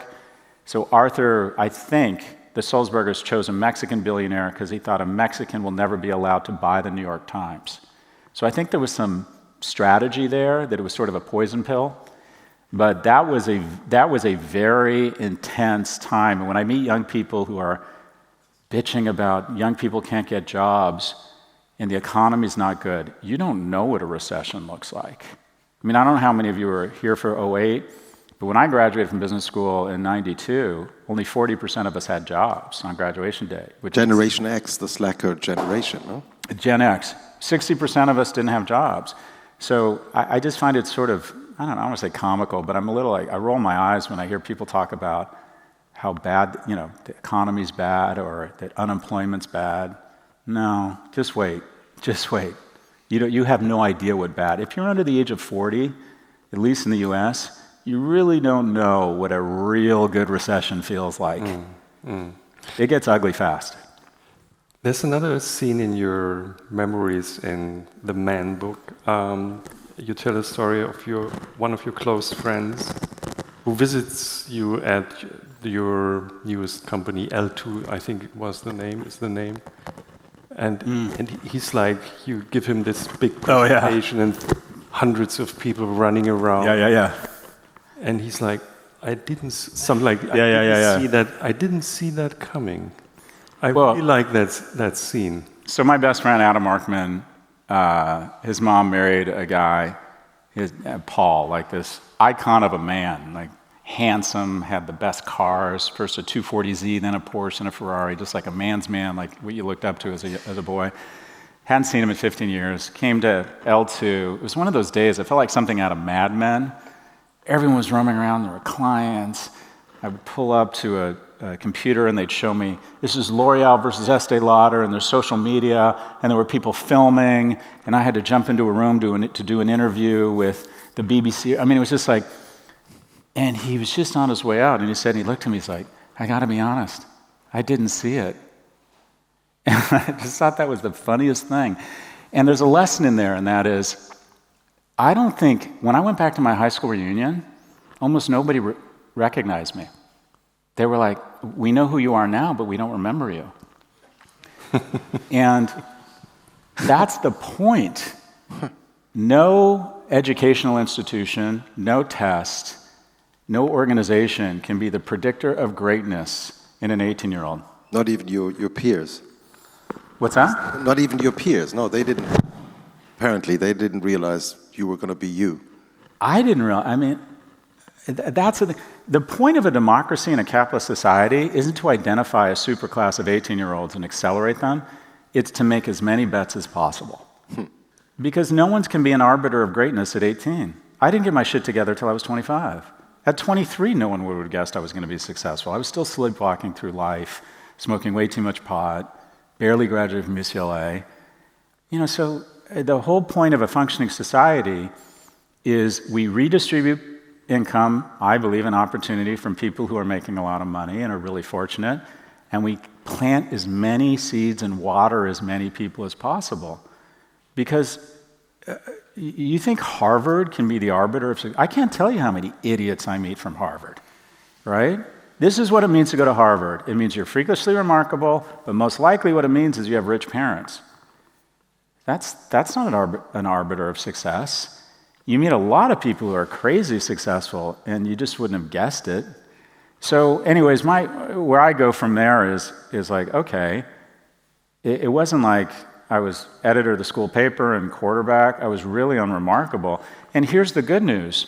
If you're unremarkable or your kid's unremarkable, they still got a shot. Everyone's, some people don't get their act together till they're 40. Men get their act together later because their prefrontal cortex literally doesn't catch up to a woman's until they're 25. But I always say, California kept on betting on me. Government kept betting on me. Now, Jochen has mentioned your first step into becoming a media figure, or sort of some kind of tech media celebrity, back when you went into the New York Times. Another moment was when you were on a show, on a podcast by Kara Swisher. Mm-hmm. Do you remember that episode you did with her as a guest? You were invited as a guest. Yeah, so I had never listened to a podcast, and I wrote, my first book was called The Four, about big tech. And Kara, my publicist called and said, this is the premier technology journalist. And I'd actually met her a year before, that year at DLD. In Munich. And sat next to her and thought she was awful. Like, we didn't get along at all. But I wrote sometimes today you still have the feeling. Still get that feeling? Yeah. I'm actually very fond of Kara. Anyways, but she invited me on her podcast. we did a podcast about big tech, and she called me a week later and she said, that year she'd interviewed Elon Musk, she'd interviewed Clinton, Kara interviews Bill Gates, she interviews the most impressive, she's arguably the best interviewer in the world. And everyone says yes to Kara, unless she pisses them off and they get angry at her. But she called me and said, your podcast is the most downloaded podcast we've ever had. And this is my favorite part. She goes, I think it's a mistake. She's like, I'm 100% convinced it's in the analytics. It's a mistake. But my team has said, I need to bring you on again just so I can show. I'm going to bring you on again to show them it was a mistake. How charming. So I went on again 3 or 4 weeks later, and it was the 7th most downloaded podcast. And so she came to me and said, let's do a podcast together. And basically, her show was her interviewing people. And she said, our show is essentially going to be me interviewing you every week. And she'll respond. I say something. Basically, I don't know how many of you listen to Pivot. It's basically, she asks me a question, I say something, and then every third time she'll go, that's fucking stupid, and she gets in my face and slaps me back down. Yeah. But most of the time, it's just we talk about technology. But it did kind of change my life in the sense that I had never heard of podcasting. I still don't listen to many podcasts. You're only hosting 3. But I host a lot, yeah. Yeah, can we just, to have the whole picture, it's Pivot, the Prof G, and there's the third one? Oh, there's more than that. There's Pivot, there's Prof G Conversations, where I interview people. There's Prof G Office Hours, where people call in with questions, usually about life advice. I used to watch with my mom this great show called Frasier, where a psychiatrist did a radio call-in show. So I wanted to start a podcast that was sort of a call-in show. There's Prop G Markets with this really talented kid who just turned 27 named Ed Elson. 5. Are we 5? We're still going. Yeah. There's Raging Moderates. Yes. I think there's opportunity for moderates to have a political podcast. And then there's... you forgot the China thing, which is... Oh, China Decode. Yeah, but I'm not involved in China Decode. You're just giving the feed for their podcast in your podcast, right? So if you're subscribed... Yeah, so our podcast group is 27 people. People think I work really hard. I'm like, no, greatness is in the agency of others. We have an organization doing all this. But when do you sleep? I mean, you will be in the studio all day, or you are in our podcast, or you are in your podcast. When do you do the other stuff? No, like I said, greatness is in the agency of others. People think I work much harder than I do. When I roll into... I have a studio in my basement. I have a studio in my basement in New York. I have a studio in all my homes in Florida, so I can roll right in. When I roll in, my tech director has turned on everything from the cloud, got the camera set, got the cameras ready. I have a script with data. For 5 minutes, the producer tells me what's going on. They hit record, and an hour and 20 minutes later, I'm out. And the way I don't run my company. I don't do the hiring and firing anymore. I'm done with that shit. I never want to fire anyone again. I never want to hire anyone again. I don't want to interview anyone again. I don't want to be in compensation. I'm done. I am done with people. And I tell the woman who runs my company, who I've been working with for 15 years, my head of tech, 12 years, my head producer, 9 years, my superpower, my core competence, I'm a storyteller. I can tell stories. I'm good at it. But my core competence, and the reason why I get to live the life I get to lead, is I'm really good at attracting and retaining really talented people. And here's the secret, and it's not that secretive. When a lot of small business owners come to me and say, admire what you've built, we're having issues. And we got a great company, but we're having issues, we're having trouble holding on to people. I'm like, okay, let me see the cap table, let me see the ownership table. And it's always in the cap table. Because this is what most small companies do. A group of very talented founders build a small PR firm, small manufacturing company, small whatever. And they work really hard, and they're very talented, and they hire people. And they maintain all of the ownership for themselves. And they think, oh, you're young, you don't need that much money, I want to maintain control. I have sold several of my companies now. And when I sell them, I never have more than 30 or 40%. Because the moment someone is good, every person in my company has equity. And the only way to have a really successful company is to have a lot of people who act like owners. They're thinking about the company all the time. They're doing stuff that's not in their job responsibility, but they see a place to add value. Why? Because they own a piece of it, and they're working with someone who has a reputation for selling.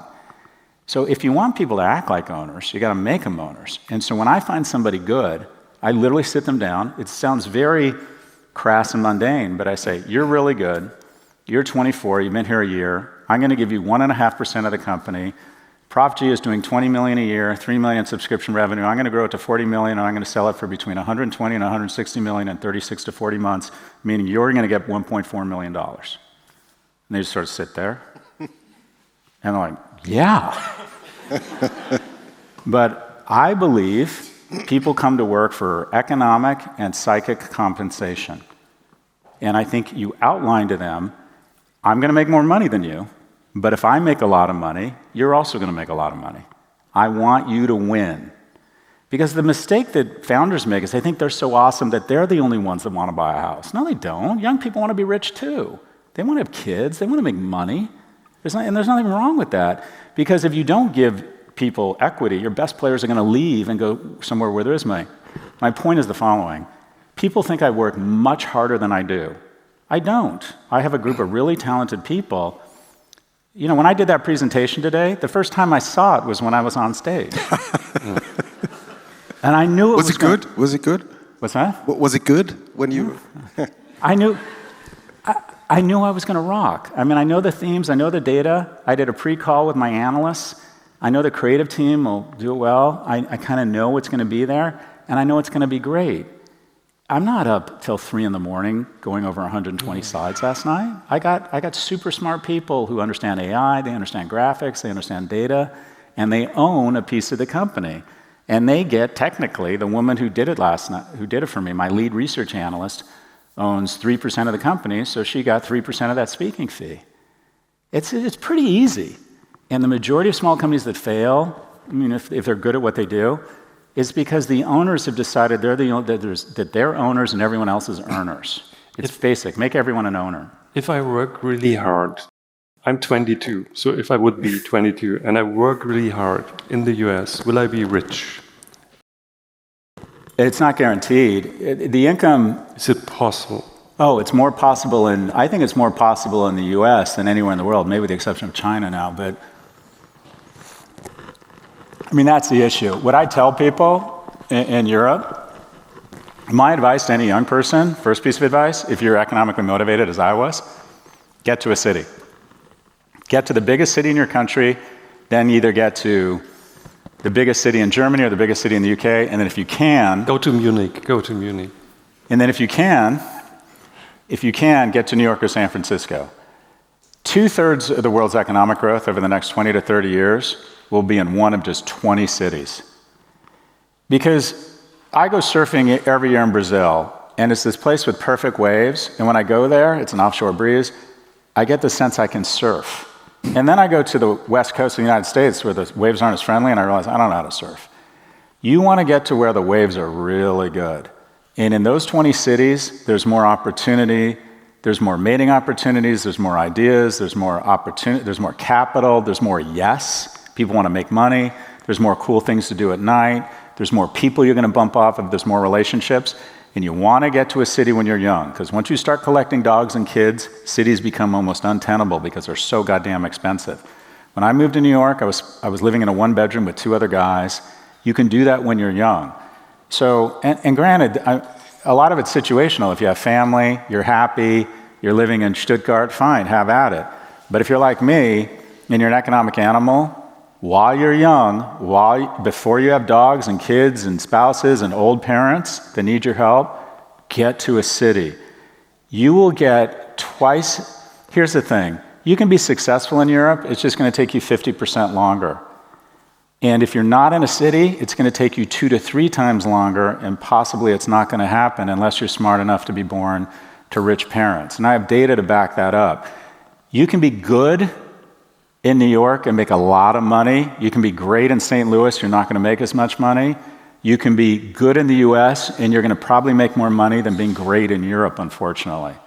So a lot of it is about geography. So the first thing is get to where the waves are really good, and the waves are really good in about 20 cities right now. But there's also this wealth transfer going on you talk a lot about, right? So elderly people try to accumulate all the capital, and the younger generation, it's hard for them to bubble up like 30 years ago. In the United States, the average 70-year-old is 72% wealthier than they were 40 years ago, right? Average 70-year-old, 72% wealthier. Average person under the age of 40, 24% less wealthy. In the US, we transfer $1.2 trillion a year, the GDP of, I don't know, what is that, GDP of Greece or something. Every year we transfer it from young people, the most anxious, depressed, and obese generation in American history. We take $1.2 trillion from them, and we give it to the wealthiest generation in the history of the planet, seniors. And it's considered a third rail. No one even talks about addressing it.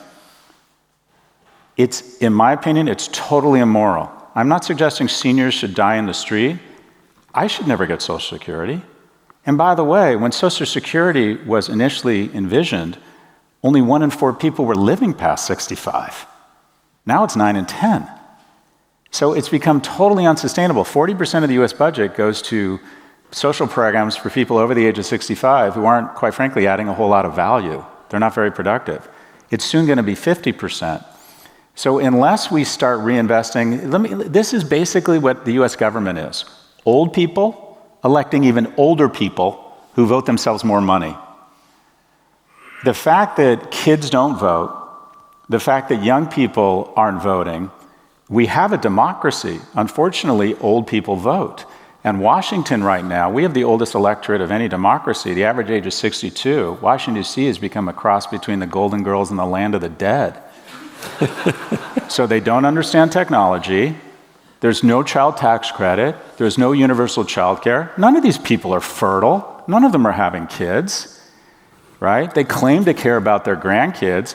So the cost of living adjustment for Social Security flies right through, but the child tax credit gets stripped out of the infrastructure bill. You've just, a few minutes ago, you've mentioned that the fact that you're advising a few of the Democratic candidates. Yeah. Who are they and what are you telling them? Well, who are they is yes. They're all running for president. And I mean, name anyone you've ever heard of. And you're consulting them? Yeah, I'm sorry? Newsom? Newsom's absolutely running. 100%. Okay, so what's your advice to them? Look, I think it gets more nuanced, but on a very basic level, I think that it comes down to talking points. One of my talking points that I'm trying to encourage Democrats to rally around is the notion of renewal. And that is, I think we need to renew the alliance between moderate Democrats and moderate Republicans and stop demonizing each other and listening to the extremes. And I think the only Democrat that's going to get elected is going to put radical leftists in a box and ignore radical right and say there's got to be a coalition, a renewal of an alliance between moderate Democrats and moderate Republicans and realize we're all Americans. The middle third of America is largely in agreement on issues, but the only people that represents them are the people on the far left and the far right because of gerrymandering. We need to renew, and I'm not just saying this to pander, we need to renew the alliance with our allies. It's insane. It's insane that America would even jokingly talk about invading a NATO ally. It's insane that we engage in military action in the Gulf without the cooperation and coordination of our European allies. It's insane that we wouldn't be hand in hand pushing back on a murderous autocrat invading Europe. It's insane that we're not. This is the greatest geopolitical alliance in history, and we absolutely need to renew it. And then finally, and this is more my kind of passion and what's different, the greatest alliance in history is not NATO, it's not NAFTA. The greatest alliance in history is the alliance between men and women. And social media and the far left and the far right have convinced each gender that it's the other gender's fault. Women have decided that the majority of men, or a lot of women, are predators, are insufferable, irredeemable. I think every podcast with women has an underlying theme of men are just fucking idiots or dangerous. Literally. There's just this accepted general wisdom that we are violent, can't be trusted, and that the best of us is like a Homer Simpson, a fucking idiot that eventually finds he's okay. If I said half the things about black people or gay people or women that are said every minute across all media about men, I would be canceled immediately. At the same time, men have decided, especially young men, that the reason they're not getting laid is because women, there's something wrong with women, that it's their fault. Only 40% of men have reproduced throughout history. Men don't have a right to reproduce. You know what movement I hate? The incel movement. Have you heard of this? Involuntarily celibate. And it's a group of young men who decide women all want the same guy, they have unreasonable expectations, and it's not my fault, so I just give up. I give up, and I blame women, and I give up, and I can wear my incel badge as a recognition of the world, a recognition of the reality, and I'm fine with it, and I give up. Well, spoiler alert, 99% of men, for 99% of history, have been involuntarily celibate. I was involuntarily celibate for the first 19 years of my life. I really wanted to find someone to be non-celibate with, but no one was willing to participate in my program. And this is what you do as a man. You level up. You work out. You develop a kindness practice. You make friends with women so you can learn how to behave around women. You get someone with better taste than you to dress you. You start to have an economic plan.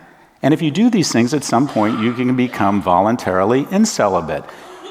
Welcome to the fucking work week. You think it's easy to get laid? It's never been easy.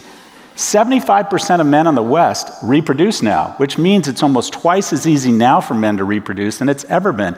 And these guys just want to give up. And then on the other side, if you go on TikTok, women talk about not going on dates because they're worried about being unalived. Unalived. If you go on a date, you're taking your life into your hands. That's like, I don't want to say common wisdom, but generally a theme. You need to be careful when you go on a date with a man. And here's the data in the US. 2,500 women a year are murdered by men. Way too many. 70% of that is people they live with. So it's basically, what is that? 750 women are murdered by strangers out of 350 million people every year. 40,000 men kill themselves every year. So if a woman goes on a date with a man, right, he's about 40 times more likely to go home and hurt himself than hurt you. You're 6 to 8 times more likely to die in the Uber ride to the date. You're 5 times more likely to choke and die at dinner than have the person across the table. Both sides have convinced themselves that the other is the enemy. So that's what you're telling Gavin Newsom or other politicians? Gavin... Just trying to... Gavin has started programs, as has Governor Wes Moore, to focus on helping young men. Mm-hmm. So I think women have a lot of advocates, and I still feel like they still face real issues. But I have 7.5 billion proof points that the greatest alliance in history is men and women. Why is it that you never got canceled? Oh, it's happening. Tell me. It's still early. What does canceled mean? Canceled means you work for somebody and they fire you. No one can fire me. That's right. I get shamed. Here's the fun part about being... Sam Harris, who's one of my intellectual models, said, if you have economic security and people who love you unconditionally, you have an obligation to speak your mind. Now, I want to be clear. I've said some stupid things, and occasionally I get dragged on the internet, and I feel like I'm getting canceled. And I deserve pushback. And I mean, just in the last couple of weeks, I've been, quote-unquote, canceled. I called a very conservative commentator, Ben Shapiro. I said he had moral clarity. He said some very transphobic things. He said some vile things about gay people. I used terrible language to describe him. I got dragged. 3 months ago, the New York Times wrote an opinion section basically saying I was a terrible person. I'm not sure men should be in the delivery room. It's a new phenomena. It's only happened in the West in the last 40 years. And surveys among women who give birth, a decent number of them say it was a bad idea to have them there. I wish he hadn't been there. So I said, I'm not sure a dude should be in the delivery room. I've also said that when the dad is an infant, the dad adds no value to that infant. And there's research that shows that a woman is elemental in a baby, oxytocin, milk, and that the man is supplemental. The man can add value to and be supportive of the mother. I think that's great. But my attitude is we're going to have an honest conversation about parental leave. Let's pay people more so they can decide what's right for them. My wife wanted my ass back at work because she was worried about money. She didn't want me doing night feeding. She's like, go out and hunt the fucking mammoth and make sure we're going to be able to pay our rent. So my attitude is give people the economic flexibility so they can decide what's right for them. But saying that men maybe it's not a good idea they're in the delivery room, it should be up to them, and that basically parental leave should be up to them how much time they take. It's such a liberal conversation because here's the bottom line. Only 20% of people in America have paid paternal leave or paid parental leave. So it's this big conversation we're having. 80%, it's not a conversation. They don't have access to it. So anyways, I got dragged for that. I'm constantly getting close and I lose followers. And also, quite frankly, sometimes I say stupid shit that's just wrong. And I should be more thoughtful and more measured. There's in one of the recent podcasts, you talk about you not showing up in shows where you have the feeling that it's really controversial and you pull out of these discussions. Pull out of the discussions. Yeah, so I won't go there because there are other people and they will start yelling at me and I don't like that. Do you know anyone who Piers Morgan is? So people nodding, but you can explain again. Cable media, there's now the show with Abby Phillips, where basically they bring people on. I like Piers, I've been on a show. When I went on a show, it was just me and a guy named Kevin O'Leary having what I thought was a very civil debate. I like that. He then brought me on and brought in this very conservative person who called me un-American and desperate. And what they're trying to do is to get people to yell at each other. I find that is not good for anybody. I don't think it's productive. It may feel good for you because each side will find the part where the other person looks like an idiot. When you're yelling at each other, you're both going to look like idiots. And then they send it to the far left and the far right to tickle their sensors. I'm not going to participate in that. If someone comes on my podcast, I treat them like they're in my home. I'm not going to engage in call-out culture. I'll push back, but I want them to feel good. I want to show them in their best light. I think we need to take the temperature down. I can't stand media where it's just them trying to get everyone in a yelling match. I don't think that does us any good. I don't think anyone learns anything, and I think it feeds into this terrible divisiveness in our society where we've decided that we're not Americans. We're Republicans and Democrats that hate each other. That just makes no sense. I find it really... so I won't go on these shows where they make money off of creating controversy. And any show that has yelling on it, I'm not down for it. Is there a way to heal that? Is there a way back from that world? It's a larger conversation. I think we all have an obligation to take the temperature down. I'm trying to take the temperature down. I think the majority of it is a function of income inequality. People see people making money elsewhere, everywhere, but they're not part of it.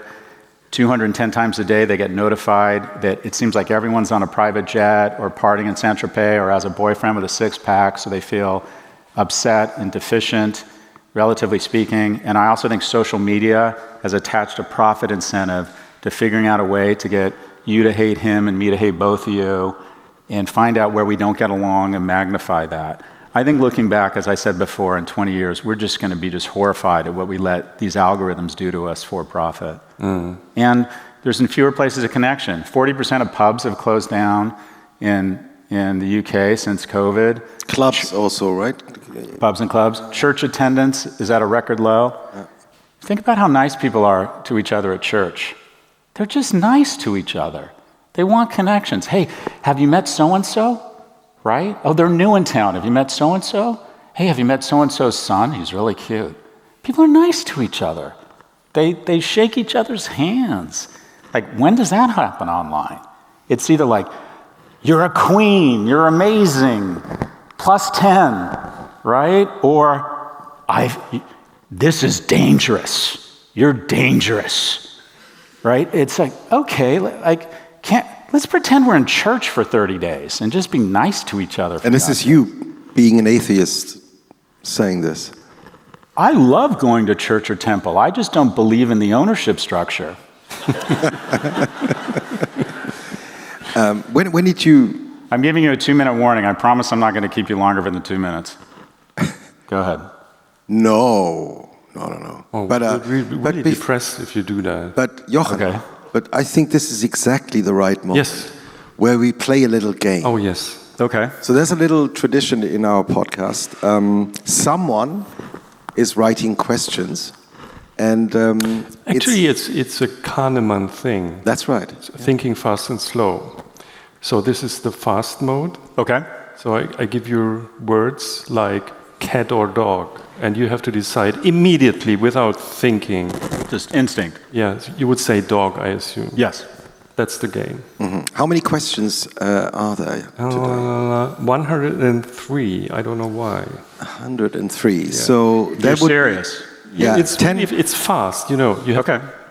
Kahneman. I think style. you're the fastest we'll ever. Yeah. Yeah. So 103 questions means that 10 times you can say, 10%. go on. You don't have to answer every question. I can just say pass. Pass. Okay, great. I'm counting.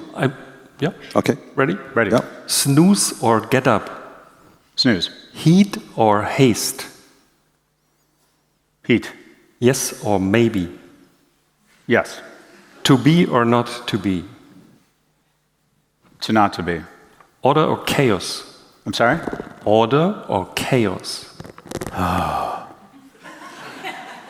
That's what we always get with these questions. I would probably pick chaos. God or no God? No God. Monogamous or polyamorous? Yes. I think instinctively we're meant to be serial monogamous. The happiest people are monogamous, but I'm not sure we're meant to be with the same person our entire lives. So Father or son? Yes. Father or son. Oh, gosh. Father. Fast mode. Father. Sisyphus or Icarus? Pardon? Sisyphus or Icarus? Pass. I don't know what that means. Shame or anger?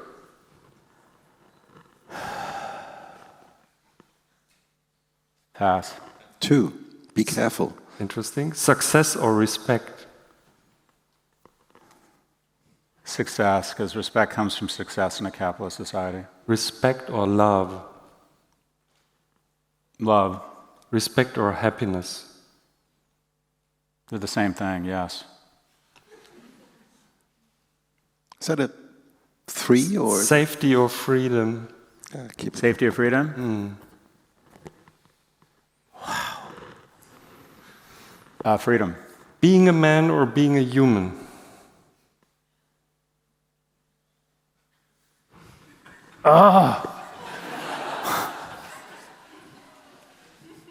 Being a man. Big dick energy or quiet confidence? Big dick energy. Prey or predator? Predator. Born on third base or self-made? Self-made. Pitcher or pediatrician? Pediatrician. Earning or spending? Spending. Earning or inheriting? Oh, earning. Enough or more than enough? Enough. Quiet luxury or loud luxury? Quiet luxury. Equity or salary? Equity. Build or buy? Build. IPO or sale? IPO or what? Long or short? IPO or what? I'm sorry? IPO or sale? Or selling. Long or short? Oh, everyone says long, I'll say short. Cash or Bitcoin? What's that? Cash or Bitcoin? Cash.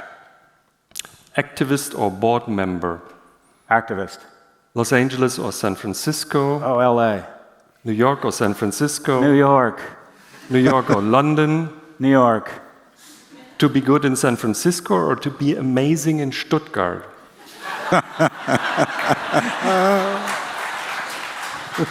I'm sorry, to be good in San Francisco. UCLA or Berkeley? Yes. UCLA or Berkeley? Yeah. Well, I went to both. They're both. yeah, but That's like, which child do you like the most? You have to decide. I have to decide. UCLA. okay, thank you. Hotel or home? Hotel. Online or offline? I can't yell at my wife when my eggs are late. I like yelling at people. Where the fuck is my room service? Online or offline? Online. Gym or boardroom? I'm sorry? Gym or Gym. boardroom? Gym or podcast suit? Gym. Incense or open window? Incest or open? Incense. Incense or open window? Open window. Hoarder or Marie Kondo? Repeat that? Hoarder or Marie Kondo? Marie Kondo. Hodor or Marie Kondo? I don't know what that is. Yeah. Yeah. Hodor, isn't that a Game of Thrones thing? Hodor. Hoarder, like I think we take the next question. housekeeper or gardener? Pardon? Housekeeper or gardener? Housekeeper. Attention or trust? Attention. PRP or NAD plus? Oh, yes. All of it. I do all of it. But what? PRP or NAD? PRP. Okay, thank you. Equinox or CrossFit? CrossFit. Wrapped organic cucumber or plastic-free regular cucumber? No. Yeah. Vegan sausage or no sausage? Oh, sausage, baby. That's why I come here. Beer and sausage and cool cars. You guys got to figure it out. Sugar or fat? Fat. Martini or Manhattan? I'm sorry, Mad Tea? Martini or Manhattan, excuse me. THC or CBD? THC. Apple or Amazon? Amazon. Google or Meta? Google. TSMC or Nvidia? NVIDIA. Electric car or no car? No car. E-reader or not reading at all? Not reading at all. Talent or passion? Oh, talent. Numbers or stories? Numbers or stories? Numbers or stories. Yeah. Stories. Modern family or succession? Modern Family. Bond or born? Bond. Close Encounters of the Third Kind or 2001? 2001. Star Wars or Star Trek? Oh, Star Wars. Luke or Han? Luke Skywalker or Han Solo? Han Solo. Mark Hamill or Carrie Fisher? Carrie Fisher. Pivot or Prof G? Yes. I didn't hear the answer. What was it? I say Pivot. It's my firstborn. Ah, yeah. Okay. CNN Plus or Bloomberg? Bloomberg. Howard Stern or Joe Rogan? Howard Stern. Kara Swisher or Scott Galloway? Kara Swisher. Keanu Reeves or Brad Pitt? Brad Pitt. Muhammad Ali or Margaret Thatcher? Who was the first one? Muhammad Ali or Margaret Thatcher? Margaret Thatcher is a role model of mine. Chelsea or Arsenal? Oh, Gunners. Arsenal. Premier League or NFL? Premier League. Ray-Ban or Warby Parker? Rain Man or Warby Parker? Ray-Ban or Warby... Oh, Warby Parker. Tucker Carlson or J.D. Vance? No. What was that? Is that, please? Tucker Carlson. Gavin Newsom or AOC? Gavin Newsom. Antitrust or laissez-faire? Antitrust. Communism or capitalism? Capitalism. Altman or Amodei? Altman or Amadei? Amadei. Zuckerberg or Bezos? Bezos. Musk or Bezos? Bezos. Thiel or Musk?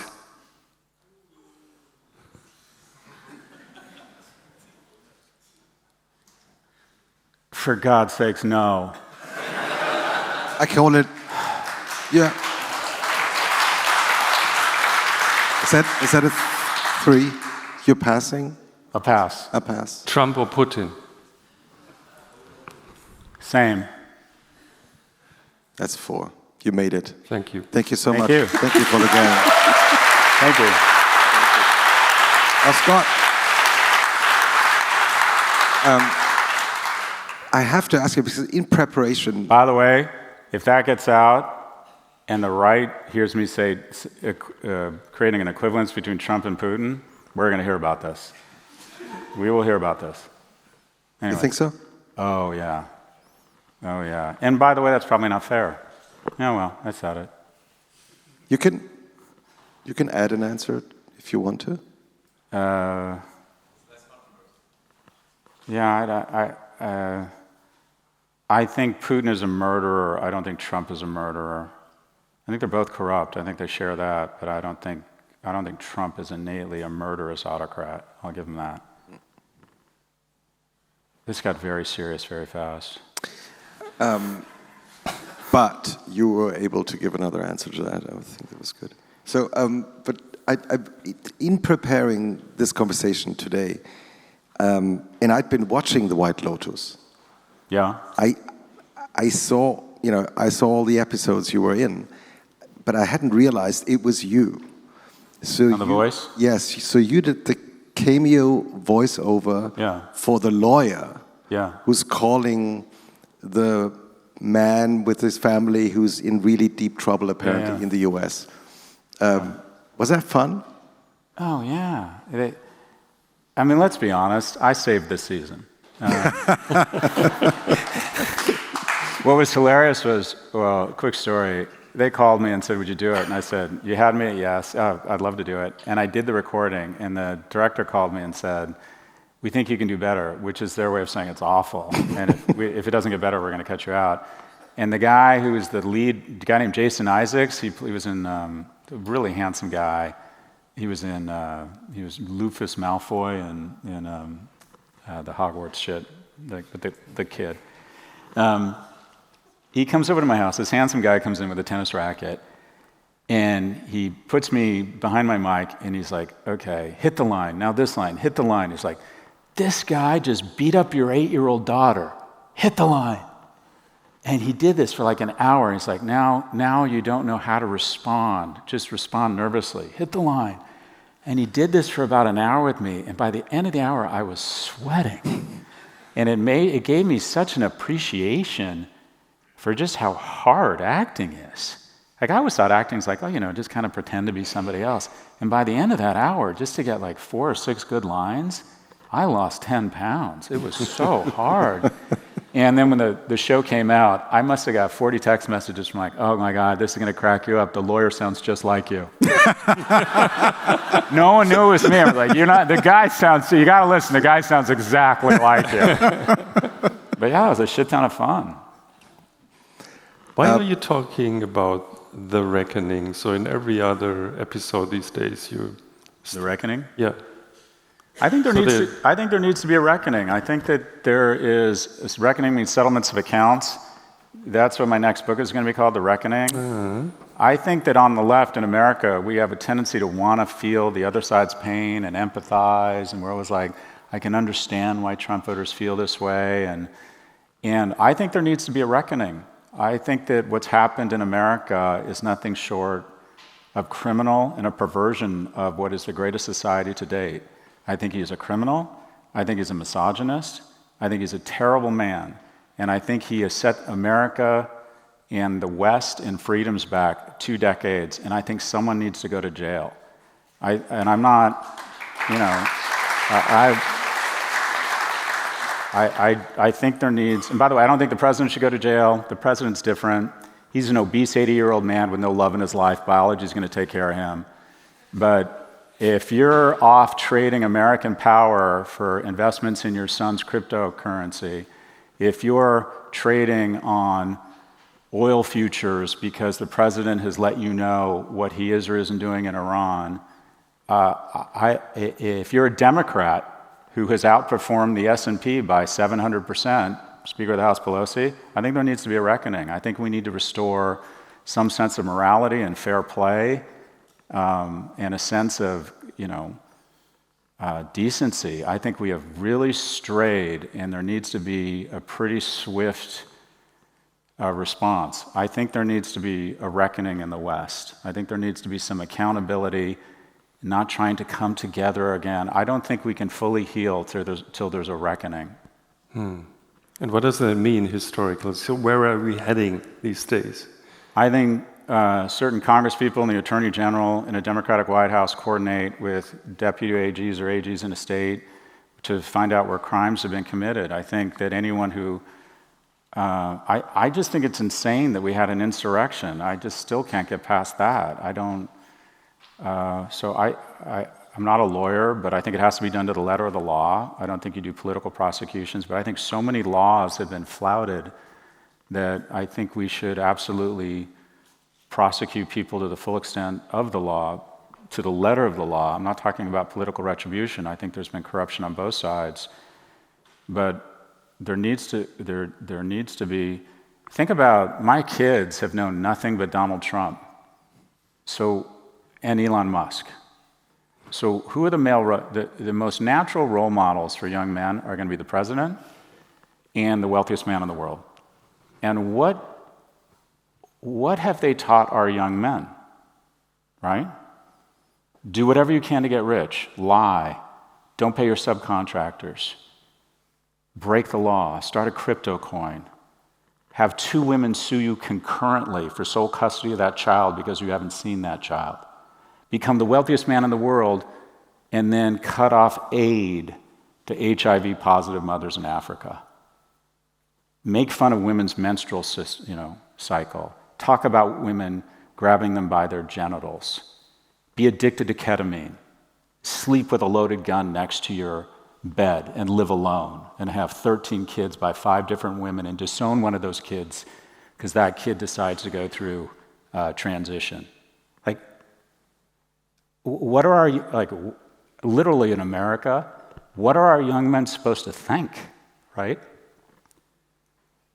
So there really needs to be a reckoning and a series of role models for this next generation that really tries to say our budget and our government needs to reflect the values we want our kids to grow up with, and also one of the things I'm talking about, we talked about themes, talked about renewal, reckoning, I have these themes.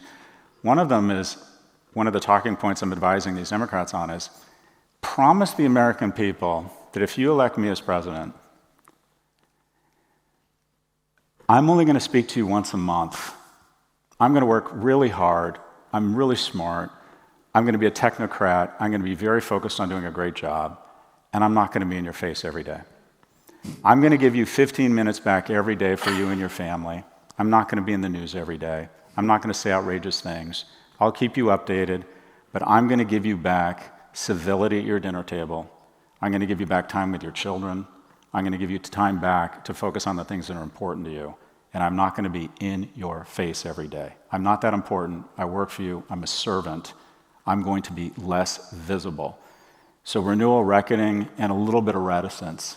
You don't have to find a mic. You don't have to have an opinion on everything. Let the government do its job and give us back our sanity.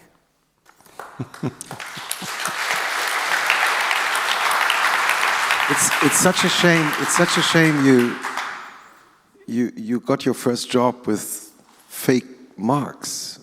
With fake what? Fake notes, marks, and you made up, because you cannot ever be thinking about becoming a president. No, so I was contacted about 9 months ago by PAC. This is a group of people who assemble money, and they say, we want you to run for president, we're going to put $10 million in. Really? But this was the catch, you got to put $10 million in. And I'm male, and I'm a narcissist, and I'm like, yeah, president, okay. So you entertain it, right? And I came back to them the next day, and I said, there's no way I would win. And they said, oh, no, we don't think you'll win. But we think you could help shape the narrative to move democratic politics to the center and create income inequality as a core issue, which we think is really important.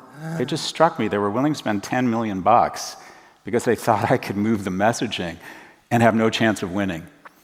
And, but no, I'm not. Why would you want to do that? I love marijuana. I love partying. I love going out with friends. I get upset when people don't like me. I'm not cut out to be president. I go, no way. A couple of minutes ago, you've mentioned the fact you call yourself an introvert, which is quite unbelievable after having a conversation with you on stage. Now, when did you realize you are? Well, I get paid to be an extrovert, but the reality is I don't like people. I don't enjoy being around them. This is easy. This is fun. Because it's a group of people in the anonymous. Yeah. But when I'm at home, and my wife gets very upset, I don't say a word. I like being around friends who talk a lot because I like to listen. I find it just really relaxing to be around other people who I talk all goddamn day. So no, I don't. I'm not very comfortable around people in social settings. That's fine. But I'm happiest when I'm with my dogs. I can hear my kids. My wife is happy, and that's it. I would, as a gift, my birthday present is I'm going on a 7-day silent retreat. I've been given permission to go do a silent retreat. When is that? You go somewhere where they do a lot of yoga or something, and you don't speak for 7 days. You haven't made up your mind yet. Haven't done it yet. And super excited about it. And I think you get to do a lot of drugs, which I'm excited about. No presidency. Why would anyone want to do that? I'm too old. I'm 60. Well, I know, come on, you're too young. We need a 45-year-old who's a good person and super fucking smart with a ton of energy to work on things like economic policy, social policy, figuring out boring shit like fiscal responsibility, figuring out programs that lift up young people, and doing the hard work and not tweeting, not saying incendiary things, and works 24/7. And when they say the Sixth Fleet is not in position and Cuba just fired on an aircraft carrier or a destroyer in the Gulf of Mexico, that person immediately knows what to do. We need someone... At some point, we need to bring smart and decency back into the world of cool again. And I'm hoping the next president is really smart and really decent. And also, I am an ageist. I don't believe anyone over the age of 60 or 65 should be running for president. Your brain starts to shrink. You lose physical viscosity. It is insane. I got a lot of shit from the lab. It is insane that Joe Biden decided to run for president again. And I was called an ageist, and I said this on Bill Maher. I am an ageist, and you know who else is ageist? Biology. Everyone has an obligation at some point. One of the best things you can do right now in academia and in politics and in business is you can fucking leave. Leave. Make room for younger people. In academia, as soon as someone becomes unproductive, they get tenure and they refuse to leave. And young academics have nowhere to go up because a 70-year-old who was the bomb in Gap 2 accounting in 1988 has decided that he should just stick around and pontificate about fucking nothing all day. Leave. At 65, that is 3.5 years from me, I am shutting it all down and I'm going to make room for other smart people. I'm going to hang out in Aspen with my friends and do a shit ton of edibles and stalk my children at whatever university they're at. It is time for old people to move the fuck on. Havertz. Thanks, man. Thank you. Thank you so much. Thank you so much. Scott Galloway. Thank you. Thank you.